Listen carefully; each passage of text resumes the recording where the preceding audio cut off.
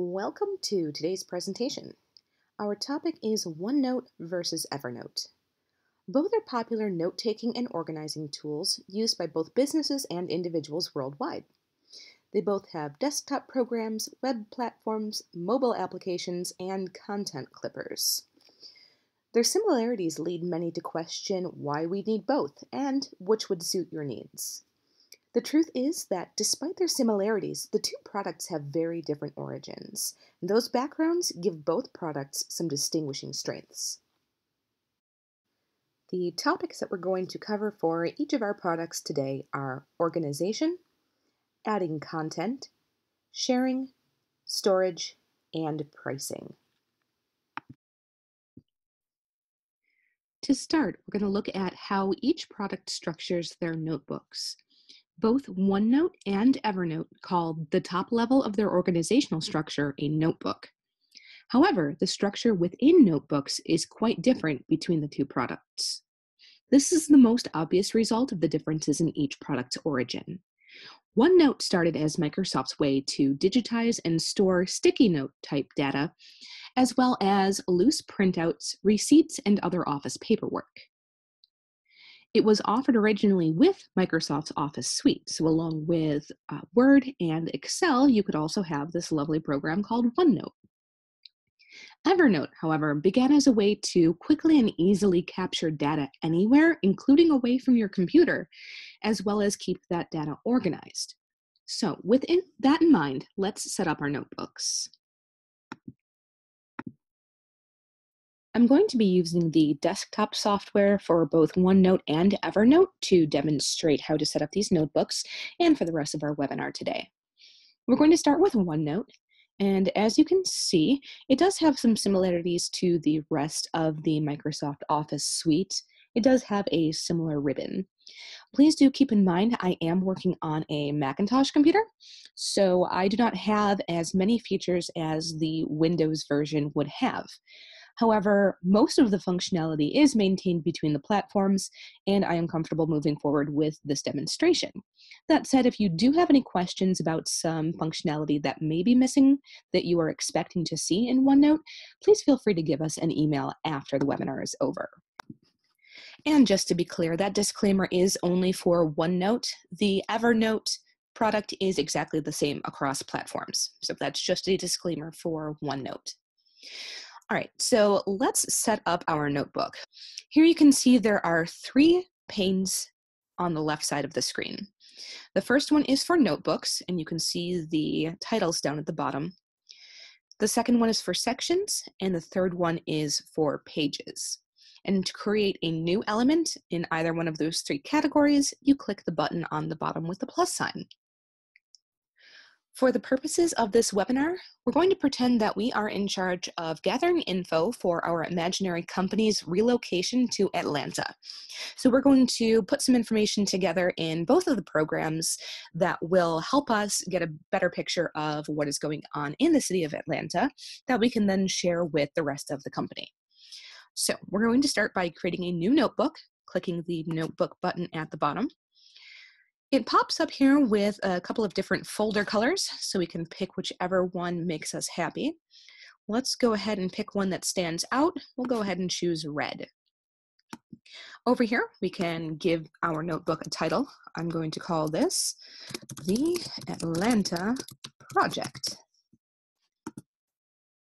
Click Create, and we get our notebook. As you can see over here, this one is showing open, and it is in red. I do have another notebook created. You can see what it looks like when I switch between the two. That one is for webinars. Obviously, this is the one that we are doing right now. So going back over to the Atlanta project, once you click on the notebook name itself, it closes that pane so that you are just operating within the notebook that is active. Now we have sections, which are akin to chapter titles, and then you have individual pages within the chapter. There's no limit to how many sections or how many pages you can have within each notebook, and you do also have the option to make subpages if you need that extra level of differentiation.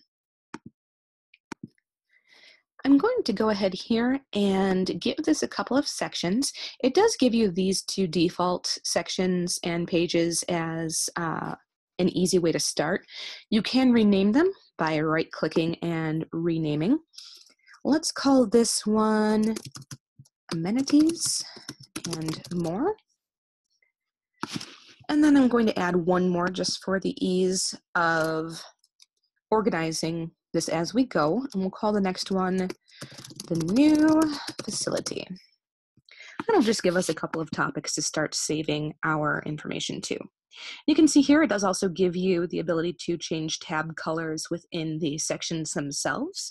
So you do have a good way to flag these visually to keep them organized within the notebooks individually.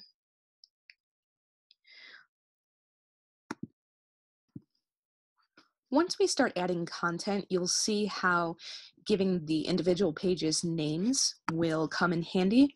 But for now, what I'm going to do is I'm going to rename this particular one to Overview. This is going to be just some notes on what the rest of the chapter is going to contain. You can use this initial page as any type of content that you want, or you can just go ahead and delete it in favor of adding the content that you either clip from the web or add manually on your own. So again, to review, we've got our notebook here. We have our section, which is like a chapter, and then we have the individual pages within the chapter. That is the notebook structure for OneNote. Moving over now to Evernote, you can see that there is also the option to create notebooks. However, the layout is a little bit different. So to create a new notebook in Evernote, the button for New Notebook is up at the top. When we click that, it gives us a prompt to give our notebook a name. Let's do the same as we did in OneNote for consistency's sake. This is now the Atlanta project. I'm going to set this as private at first because I don't have anyone that I want to invite to the project currently. If you do want to start sharing it immediately, you have the option to enter names within your organization or an email address for someone else. However, if you select private, you do see the option here that you can always share later.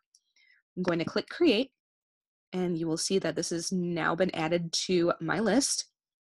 And there's a drop down over here on the right where you can share the notebook with other people for editing, or you can publish it so it is viewable by others. That option is always there for you whenever you want to take that into consideration. To open the Atlanta project notebook, I'm going to double click on it. As you can see by this screen, it does not have the elements of organization immediately obvious like it does in OneNote. Going back to what I had mentioned about the origins, this is where the difference in structure starts to come into play. If you want to create a new note, there is this button up here with the little green plus. Go ahead and click that. You can call this anything you want. For consistency's sake, I'm going to call this one Overview as well. That's going to be the title. Now here I can list whatever I think is going to appear in the rest of the notebook, or after I get the notebook done, I can make those notes individually. In both products, you do have the ability to link to other notes so that with one quick click in something like an overview, you can access everything else in the notebook. Of course, you do also have the option to use the menu, or you can use the search feature. I personally like to structure things this way.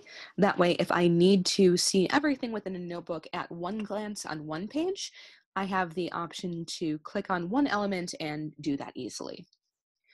To reiterate the differences between the two just a little bit, you can start to see now how the Evernote notebooks show each individual element as its own tile. If I click on New Note and create another tile, you can see that it shows the different blocks that are within this notebook. They're sort of like pages, but they don't have as much immediate differentiation between them as it does in OneNote. Clicking back over to OneNote briefly, you can see this is much more obvious, a notebook, chapter, page sort of structure. So if you are someone who likes to have things organized in a spiral notebook or a 3-ring binder, OneNote might feel more natural to you.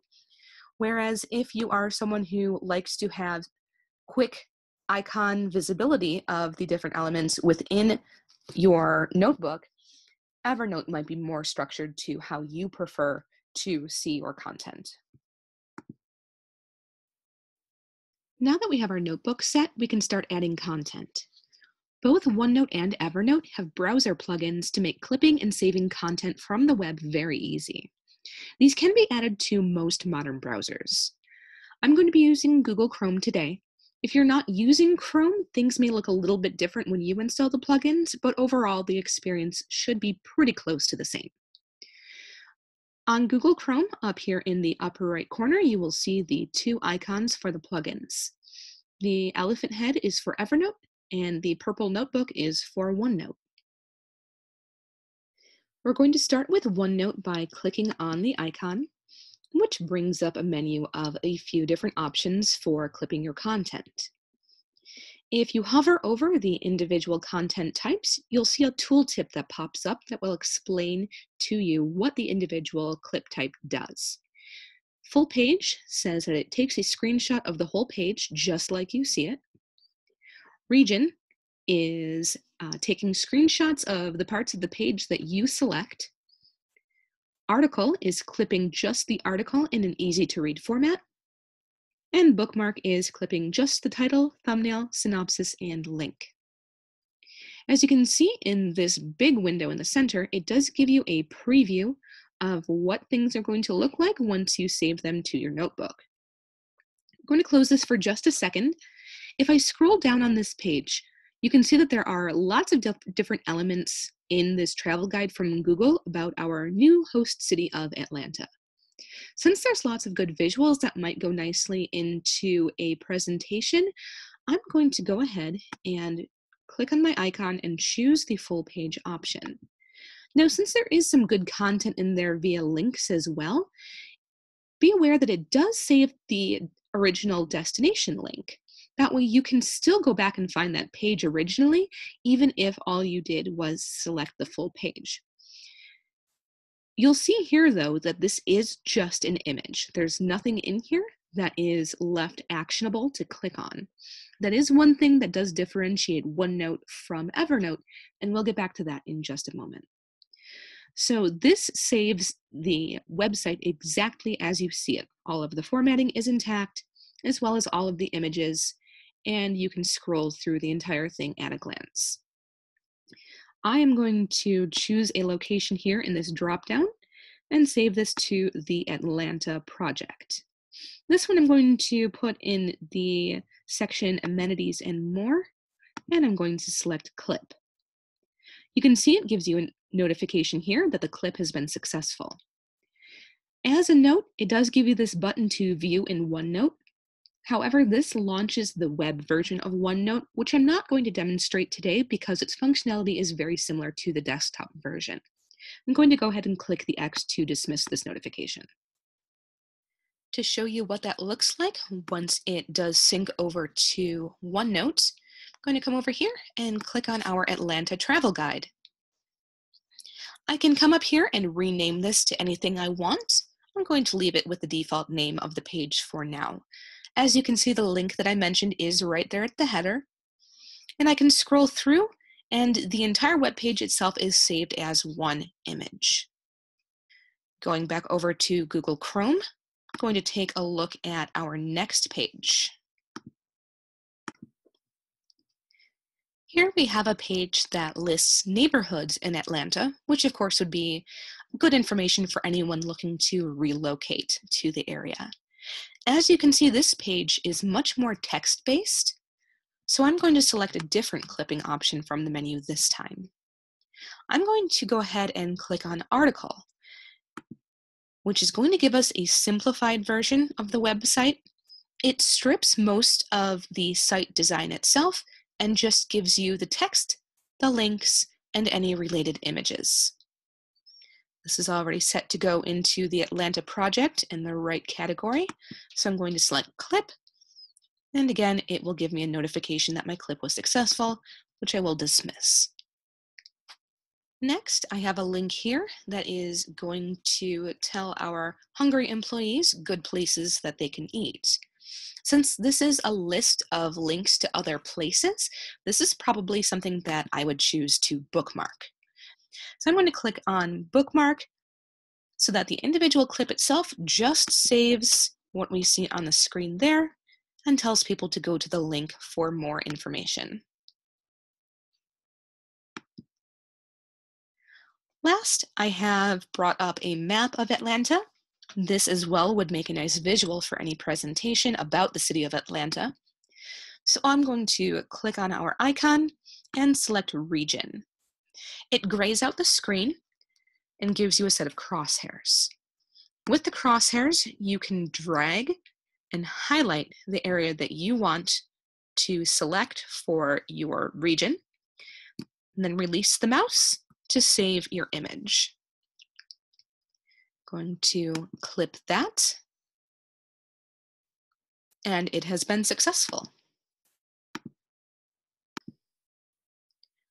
Returning to OneNote, we can see now that all 4 of our clips have synced to our notebook. You can see the travel guide, our neighborhoods, the bookmark for food and drink, and our lovely map image, which also as well does give you the link back to the original page if you do need to reference it. This is the clipped content for OneNote via its web clipper tool. Now we're going to come over here and do the same thing in Evernote.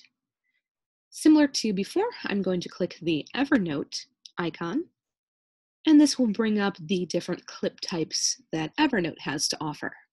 As you can see in this list, we have article, simplified article, full page, bookmark, and screenshot. Since I use the full page option for this particular page in OneNote, I'm going to do the same in Evernote so that we can compare the two. I'm going to select full page, choose the Atlanta Project Notebook, and click Save.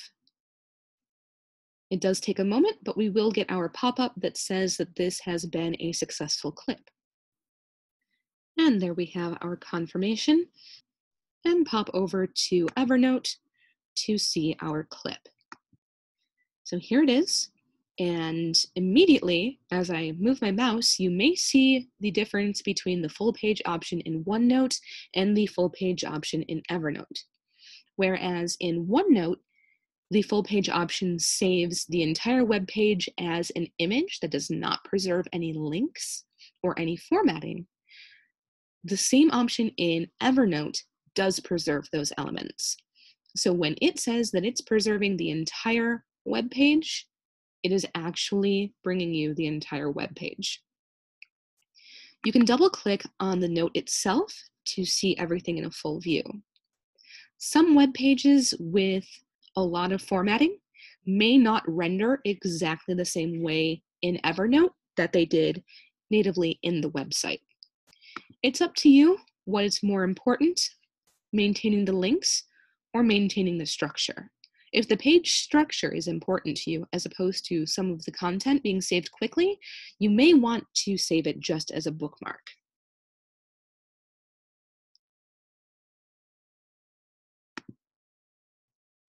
To show you another option, I do have this Wikipedia article brought up. Since this is very, very text heavy, but also does have some interesting graphics, I want to use this page to illustrate the article option. So when I click on article, you can see this green box moves from selecting the entire page to just selecting the main content.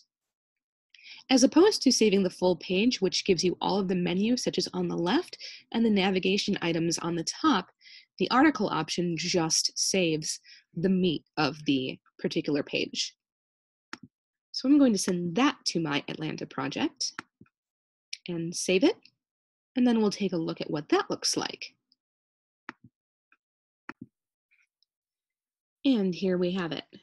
You can see that the formatting and the design of the page itself has been saved, but only for the article that we wanted. It has stripped all of the menu options and the navigational buttons. This gives a nice clean view while maintaining the structure of the page itself.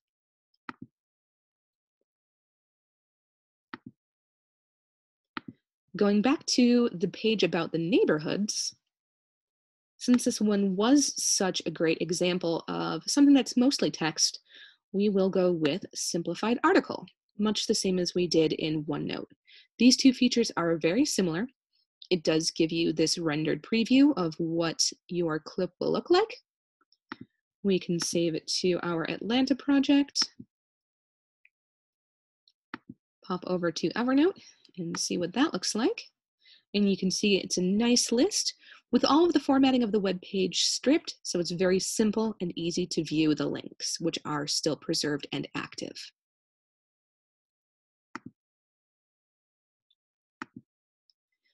Coming over to our list of places to eat.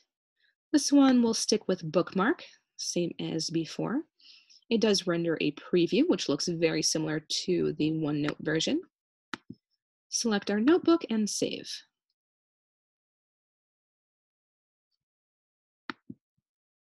And last but not least, we have our map graphic. And we will use the screenshot option. Same as before, it gives you crosshairs, although these ones stretch across the entire page. And click and drag to select the area that you want to save as your image. And it gives you a preview. One difference between OneNote and Evernote that we can see right now is that Evernote gives you the option to edit and annotate the image itself. OneNote has similar options, but you have to wait until the image has been saved to make your annotations and your edits. Both of them have the functionality, they're just set up in slightly different ways. So we'll click Save to send that to our Atlanta project notebook. And coming back over to Evernote, you can see the layout that it gives us. The default layout is these individual cards for each note. This icon here allows us to change the layout itself. We can expand the cards so that's all you see. We can do just snippets, which gives you a little bit of a preview. We can do the side list, or we can move the list to the top. But regardless of which view you choose, everything is relatively free form, in that the most recently edited item is going to be at the top. That overview that I had started to create, where I might list, for instance, the Atlanta travel guide, the Wikipedia article, the neighborhoods, so on and so forth, since that's not the most recently edited item, it does go to the bottom. So that structure is not very set. On the flip side, going over to OneNote, you'll remember that everything here is very, very linear. You have your notebook, you have your sections, you have your pages. They always stay in this order. You can drag and drop them to rearrange if you so choose, but overall, it is very, very structured. Which brings me to an interesting difference between the two notebook layouts. While the note list in Evernote is very free form, the notes themselves have a comparative rigidity to them. Their structure is quite set. You can make annotations and you can add some additional information with these buttons up here. However, their layout is very, very fixed. To compare it to OneNote, despite having a much more structured notebook organization, the elements on the page are each individual blocks. You can arrange the element blocks any way that you choose. So you can see that while one product may have flexibility in one area, it may not have that same flexibility elsewhere. That's why it's interesting to compare and contrast the two products to see what it is that they do similarly and what it is that they do differently. Now that we have some content to play with, let's go back to our organization options. Starting with OneNote, let's look again at the overview page we created. There are many ways that you can organize your notebooks using the section and page features, but another option you may want to consider is creating a table of contents. That's what I'm going to do here with this overview page. With a table of contents, not only can you list the content in the notebook on one page, making it easier to access at a glance, you can link directly to the different pages within your notebook. This can be useful especially once your notebooks start to get a little bit larger. So to create a page link, select the target page. So we'll do this one first. Right-click and select Copy Link to Page. And come back to your overview or table of contents, however you want to call it. Right-click and paste. You can see it creates this block with the link inside, and if you click on the link, it goes directly to that page. Let's grab the rest of them so that we can see what the page looks like. We do have a couple of formatting options here. I can either add the next link to this block, or I can create a different block. It's completely up to you how you want to format it.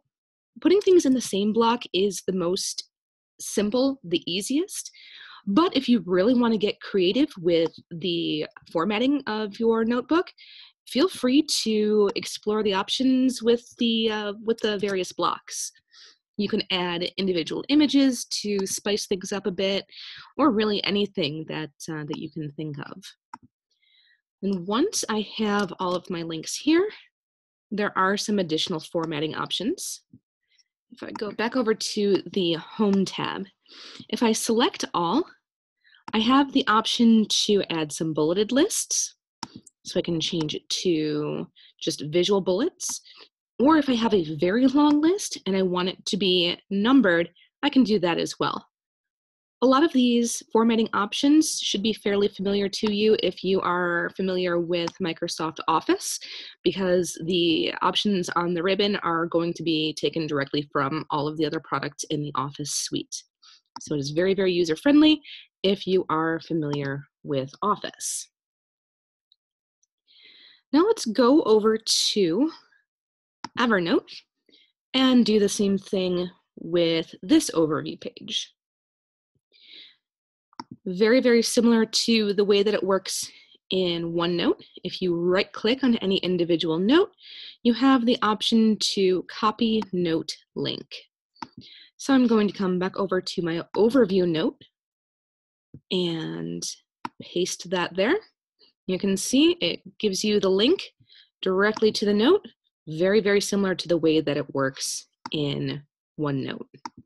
So I'm going to go ahead and build the rest of this as well, copying my note links and pasting them. And then once I have all of these built,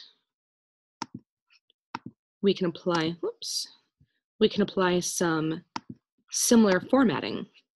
Now, since Evernote does not have the rich history of the entire Office franchise to draw from, some of the formatting options are a little bit more simplified. So I think that'll do. Let's select all of these, and up here in this top bar, there is the option to give it some bullets, or you can number your list. So very, very similar to Office, but it does not have all of the different formatting options. If you're not into circular bullets, then you're kind of out of luck.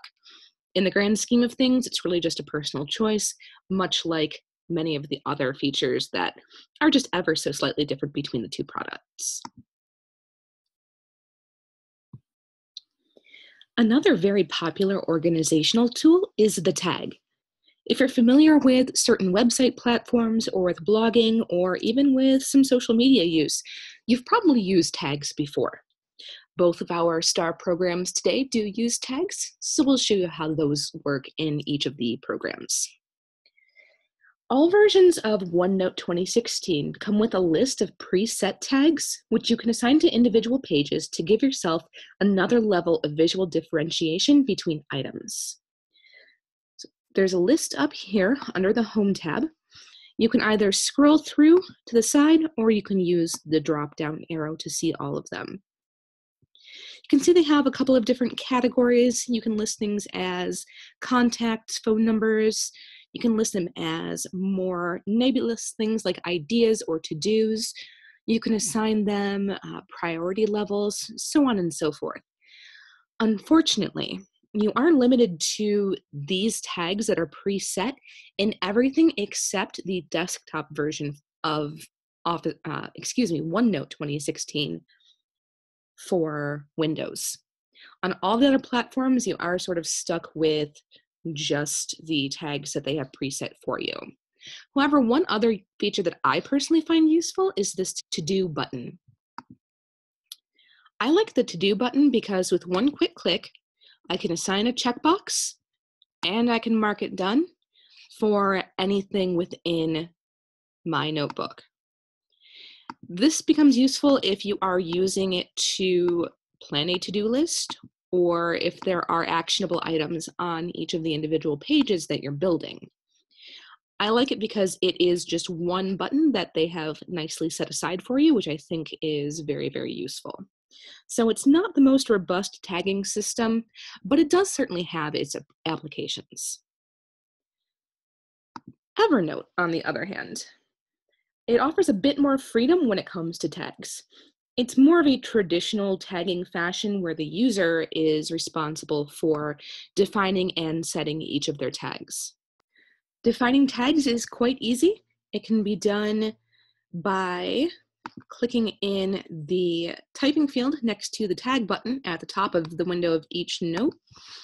For this project, I'm going to go ahead and tag these as Atlanta.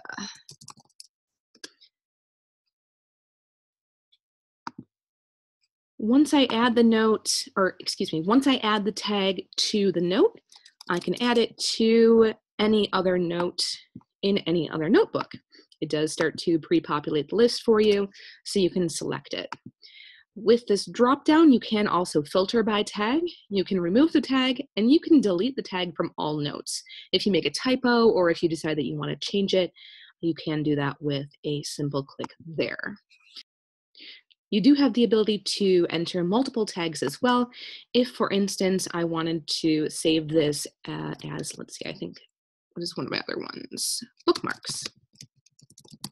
I can save it to both.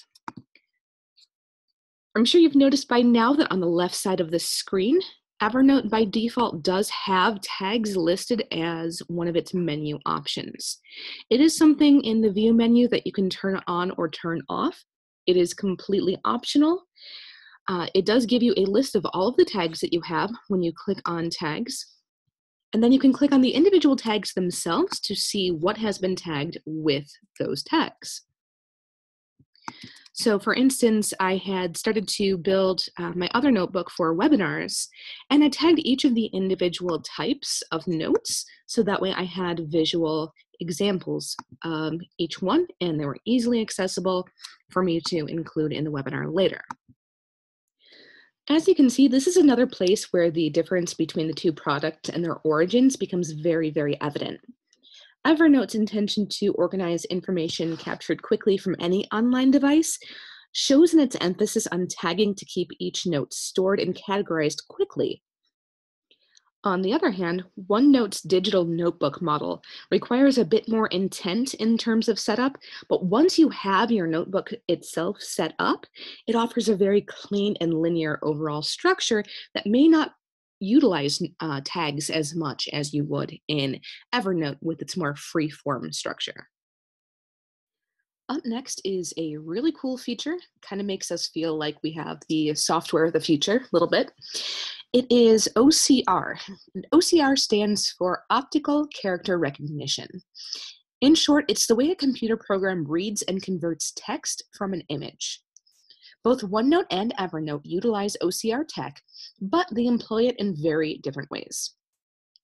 OneNote's use of OCR is extremely handy for anyone who has a lot of scanned, printed notes, handwritten post-it notes, or other notes that are sitting around your office, anything that you need digitized in an editable format. So OneNote actually allows you to copy text from an image and paste it anywhere you like. As a note, if you don't have a scanner, but you have a lot of documents that you would like to have scanned, there's actually an app that you can download to your phone called Office Lens. More than just a camera, it actually optimizes any pictures that you take using your mobile device's camera. It balances the light levels, it optimizes the text, and basically makes it so that it's as easy as possible for the computer to read the text that is on the page. So very, very handy tool to download as sort of a companion to OneNote, if that's a feature that you're looking for. And let's take a look at one of the images that we have here. Now this is kind of a big one, but what I do have is an image that I had saved specifically for this webinar. Let's see, the region. Okay, so this image here was something that I had pulled when I was doing research for this webinar. And it was a nice little graphic that had just a couple of quick types of term definitions in regards to the different types of clips. So with this, since this is an image, you can see that I can't select any text on it. It is definitely an image. If I right click on it, I can copy text from picture and come on down here and paste the text. And you can see that I now have the ability to edit, copy, do anything that I want with the text that was actually from the picture. One thing you may want to notice though, you may want to go through and proofread anything that you do have converted to text. It's not perfect technology. It is essentially looking at shapes and then deciding what word that shape is supposed to represent. And as you can see, sometimes it's not perfect. So you want to take a look at whatever text you do copy from an image and go ahead and give it a little proofread. I'm not sure what a booklinarc would be, but we'll change that to bookmark, and then we have our text that we can insert anywhere else that we like. Now, Evernote also makes use of optical character recognition, but it functions very, very differently. Evernote OCR identifies words in scanned images and adds the found words to its search result library. So what this means is that it's going to scan the image itself for any words that it finds within the image. Then you can use the search feature, which is here up at the top, and enter a search term and find anything that corresponds. So once again, using our map of Atlanta graphic as an example. Well, let's see, we've got what do we have here? We've got Panthersville is a city in Georgia. So just for kicks, I'm going to type in Panthersville and search. Now you can see that it gives me this note for Atlanta, and it highlights where it found Panthersville within the image. So this works on images that have longer blocks of text as well, or it works on handwritten notes as long as the notes are clearly and legibly written. Same thing as with OneNote. You can do the same thing with handwritten notes. One thing that is different is that Evernote does not allow you to copy the text. So if this was like that inset graphic that I had demoed in OneNote, I don't have the ability to copy all of that text and then paste it somewhere else. Moving on to sharing and security. Once your notebook is either complete and ready to deploy, or you're ready to bring in another team member to add some content, you'll probably want to know how to share your notebook. Both products allow you to share the notebooks either as read-only or with permissions to edit. They both also allow you to add various levels of encryption to some or all of the content for some additional security. You can share individual pages, or you can share the entire notebook. These features are largely similar in function, but I'm going to point out a couple of the key differences. Regarding encryption, Evernote allows you to actually encrypt specific portions of the text separately from the rest of the note or the notebook itself. So to show you how that works, I'm going to select this paragraph right here and right click, go down to Encrypt, select Text. So let's say that I had a document that I wanted everybody to be able to edit, but I only wanted certain upper level type employees to know certain details. I have the ability to encrypt selected paragraphs or images or bookmarks or whatever other content you might have, and assign that a password so that even if you have access to the rest of the notebook, you do not have access to that specific content. OneNote has a different level of encryption. You can encrypt individual sections. That's the lowest on the hierarchy that you are able to encrypt in OneNote. So if you right-click on any of the sections, you can come down here to password protection and do the same thing. You can apply a password to the individual sections. Sort of the same thing if you want an employee to be able to see the rest of the notebook, but you only want management to see specific sections, you have the ability to password protect those individual sections. Now, as for sharing, those are largely identical until you factor in OneNote's Office integration. It is part of Microsoft's entire Office suite, which of course gives you access to things like Word and Excel, all of which do seamlessly integrate with OneNote. They are designed to play nicely together, and they do it quite well. The nice thing about OneNote is, especially if you are on an enterprise level plan, if your business has, it makes use of SharePoint, you can actually share pages from your notebooks or notebooks entirely directly to SharePoint. It's actually possible to essentially build your entire SharePoint presence and use OneNote to organize all of it. I have seen businesses successfully use it as sort of a company wiki page, especially with the ability to link to different pages within a notebook. It does sort of resemble that wiki format, and you can actually build your entire SharePoint presence that way. So it just gives you a different host of options. You can also send pages or notebooks directly to the other programs in the Microsoft Office suite. Evernote does have one additional feature that OneNote does not currently have, and that is the ability to share to social media.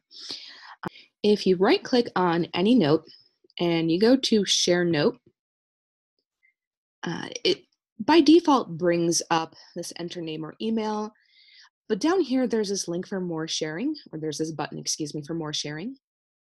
If you click on the button, it gives you the option to post a shareable link to LinkedIn, Facebook, or Twitter. So if you are someone who has a strong social media presence and likes to share content related to your business to your social media pages, this gives you the option to share something that you have already organized nicely and formatted, or something that you had saved a long time ago and suddenly becomes relevant. Any sort of use that you can possibly think of. Gives you the opportunity to do that directly from the software itself. Finally, it is time to talk about the numbers. I'm going to go over pricing and storage. Both Evernote and OneNote have a free version and a paid version. So here's going to be the breakdown. Evernote's free version gives you 60 megabytes per month of new content. So once content is uploaded, it only counts towards the cap for that individual month. So overall, there is unlimited storage, but you can only upload 60 megabytes per month. With the free version of Evernote, you are limited to 2 devices to sync across. So if you have a laptop computer and a smartphone, but you also want to be able to sync to a tablet, you are limited to just 2 devices. So that's a limitation of the free version. Evernote does have a premium version that is $69.99 per year.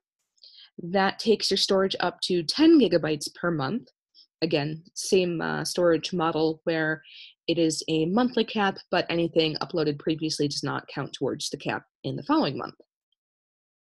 And with that premium tier, you are able to sync across any number of devices.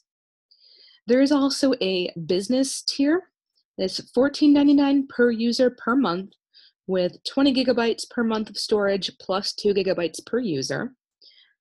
It also gives you a couple of very unique enterprise level collaboration features. There is the ability to chat within the Evernote program itself, to share within your enterprise, and a couple of other features that are more on a administrator type level. It lets you manage the employees that are able to have access to the various features within your enterprise suite of Evernote. OneNote does have its entire program completely free. All of the features are unlocked depending on what platform you're using. As I had mentioned towards the start, I am missing some features that are somewhat useful to some.